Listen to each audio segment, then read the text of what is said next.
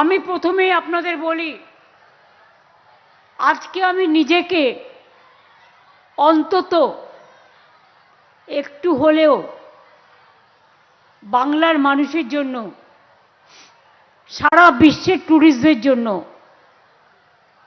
পুণ্যার্থীদের জন্য, গঙ্গাসাগরের জন্য, সুন্দরবনের অত্যন্ত প্রত্যন্ত অঞ্চল সহ সকলের জন্য আমি গর্ববোধ করছি। আমরা মুখে বলি না, আমরা কাজে করি। গঙ্গা সাগর সেতু, যেটা দীর্ঘদিনের এই মানুষের দাবি, এখানকার দীর্ঘদিনের মানুষের যন্ত্রণা, জল পেরিয়ে আসা, একদিকে বাঘ, অন্যদিকে কুমির, অন্যদিকে সাপ, অন্যদিকে জঙ্গল, অন্যদিকে লঞ্চ, অন্যদিকে নৌকা, অন্যদিকে মৎস্যজীবী, সব সাথে নিয়ে গঙ্গাসাগরের মানুষ। আপনারা আগেও দেখেছেন অনেকগুলো সেতু আমরা করেছি। বকখালি আগে পার হতে হতো গঙ্গা দিয়ে, এখন কিন্তু সেতু হয়ে গেছে, অনেক সেতু হয়ে গেছে। গঙ্গাসাগর সেতুর আজকে শিলান্যাস করে কাজের দায়িত্ব দিয়ে দেওয়া হলো এলএনটিকে। তারা টেন্ডার পেয়েছেন 1700 কোটি টাকা খরচ করে। রাজ্য সরকার এটা আপনাদের উপহার দিচ্ছেন, যাতে আগামী দিন গঙ্গাসাগর আর 2-3 বছরের মধ্যে এই সেতুটি তৈরি হয়ে যায়। অর্ডার দেয়া হয়ে গেছে।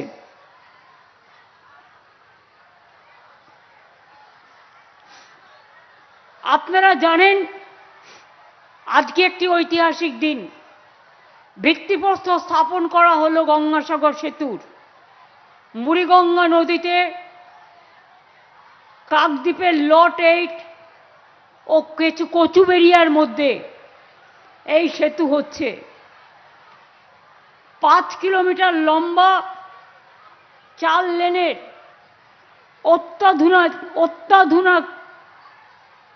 অত্যাধুনিক আধুনিক এই সেতু তৈরির জন্য খরচ হবে 1700 কোটি টাকা।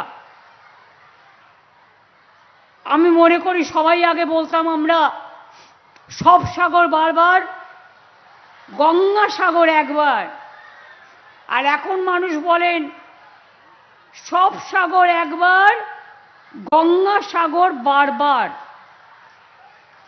ঠিক তো? জয় গঙ্গাসাগর,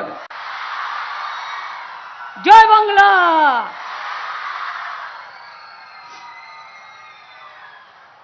এই অঞ্চলটা দুর্গম এবং বিপজ্জনক, সুন্দরবন অঞ্চল।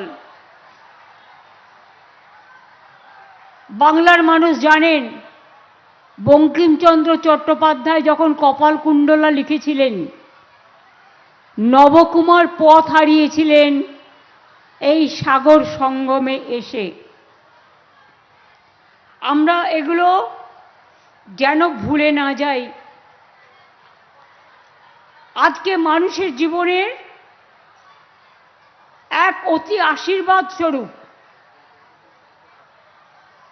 এক অবদান। লোকাল তো 3 লক্ষ মানুষের যাতায়াতের সুবিধে, ব্যবসার সুবিধে, জিনিসপত্রের দাম কমে যাবে, কর্মসৃষ্টি বাড়বে, শিক্ষার আরও অধিষ্ঠিত হবে। তাছাড়াও স্থানীয় কৃষিজাত পণ্য অল্প খরচে পৌঁছে যাবে। পর্যটনদের শিল্পে পর্যটকদের আনাগোনা বেড়ে যাবে। প্রাকৃতিক দুর্যোগ, দ্রুত ত্রাণ উদ্ধার কার্যে এই সেতু অনেক কাজ করবে। এর আগেও এই জেলায় 37টি গুরুত্বপূর্ণ ব্রিজ আর সেতু আমরা করেছি, মাঝারি ব্রিজ। কয়েকটা বলি মনে করিয়ে দেওয়ার জন্য। পাথর প্রতিমায় সপ্তমুখী সেতু, ছাতানিয়া দোয়ানিয়া নদীর ওপর 226 কোটি টাকা ব্যয় সেতু, অসংখ্য ছোট ছোট ব্রিজও করা হয়েছে। আমাদের আগে গঙ্গাসাগরের পরিকাঠামো ছিল অত্যন্ত খারাপ। 2011 সালের পরে আমরা এই অঞ্চলের পরিকাঠামোকে সম্পূর্ণভাবে উন্নত করেছি। 3টে হেলিপ্যাডও তৈরি হয়েছে। আর আমি গঙ্গাসাগরের মেলা যাতে ভালোভাবে হয়, আমার 4-5 জন মন্ত্রী, আমার সমস্ত উচ্চপদস্থ অফিসার, আমার সমস্ত প্রয়োজনীয় এনজিওরা, তারা প্রত্যেকে থাকেন, 4-5 দিন ধরে মনিটরিং করেন। আমি নিজেও করি, আমাদের নবান্ন থেকেও চিফ সেক্রেটারি এবং অন্যান্য সেক্রেটারিরা দায়িত্বপূর্ণ সকলেই করেন। এবারেও আমাদের অনেকগুলো মিটিং হয়েছে। আমরা আগে থেকেই কাজটা শুরু করি, আর আমি নিজে চোখে একবার দেখতে আসি।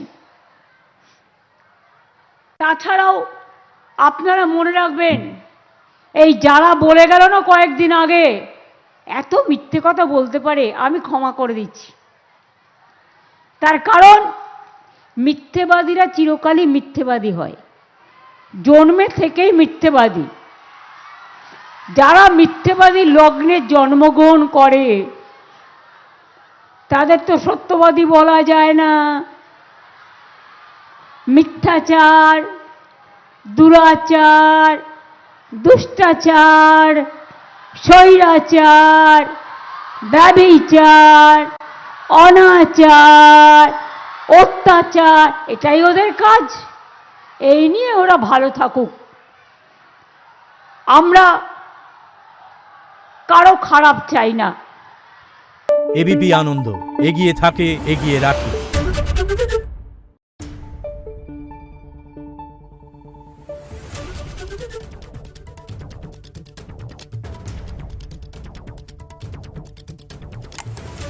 Thank you.